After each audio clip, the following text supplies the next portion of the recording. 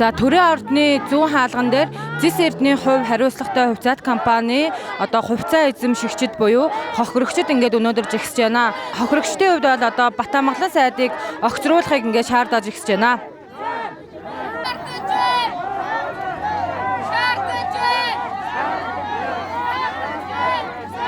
Манай Зис Эрдэнэ хувь компани энэ олон мянган хувьцаа эзэмшигч иргэдээс эцэстээс нь асуулгүйгээр Эрдэнэтийн Орхон аймгийн шүүх Батбаяр захирлын талд шийдвэр гаргаад байгаа учраас бид нар үнэхээр гомдолтой байна. Яагаад ганцхан Инх тайвны Батбаярын тэр үйлдэл байх хэрэгтэй тийм үстэй.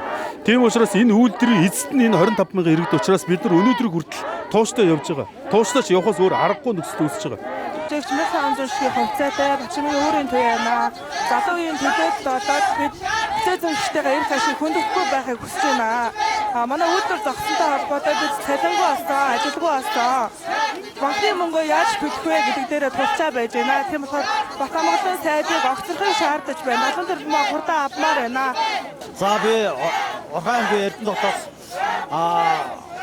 Зис Эрдэнэ компани хувьцаа зэмжих Эрдэнэ дотоос ирээд энэ одоо бараг 10 орчим хонж компанийн асуудлыг шийдвэрлээд 3 ажил ерөнхийдөө бид нар ирсэн иргэд миний хувьд одоо энэ компани хувьцаа зэмжих 11 оноос өнөөдөр бичсэн компани одоо хувьцаа зэмжих зүгээр ажиллаж байгаа. Анхаарахгүй бид энэ үйлдвэрийг архин тулд 10 оноос үйлдвэр компани байгуулад 11 оноос үйлдвэр байгуулахын тулд загсан сүглүүд өстой бүхэл шатны замаар явж байгаад 19 онд аялал ихтэй 20 21 22 онд үйлдвэр байгуулагдаад авсан.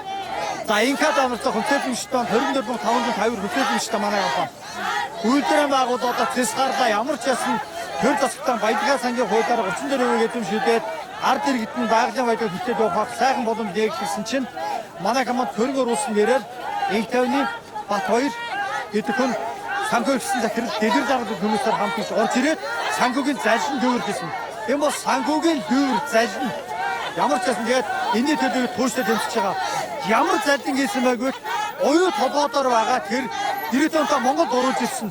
Тэр төслийг жижигрөөсөн хуулиар яг манай компаниар хэрэгжүүлсэн. Одоо Монголын ард түмэн яаж оюу толгойгоос баялгаа нь өгөөд ямар ч ашиг авч чадахгүй. Тэр шиг энэ тэр жижигрөөсөн хуулийг судлаад яг манайдаар яг энийг хэрэгжүүлсэн.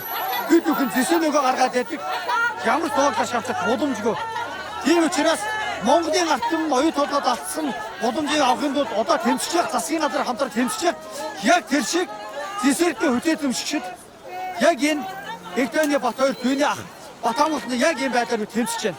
Манай хувьцаа эзэмшигч нар бол бүгдээрээ хуулийн хүрээнд шаардлага тавьж байгаа. За тэр Батамгалан сайдын гар хөл үүрэг даалгаврыг авсан хүмүүс бол Баянзүрт үүргийн хороодын засаг дарга нар буюу иргэдийн хурлын тэргүүлэгчид байгаа.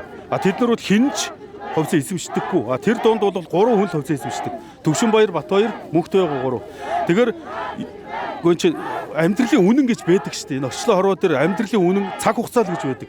Цаг хугацаагаараа нотлогдоод сайтуудаар гараад байгаа учраас ард түмэн бас нэг харах байлгүй дээ. Тэ нэг талд нь гаргаж харах байх гэж найдаж байгаа.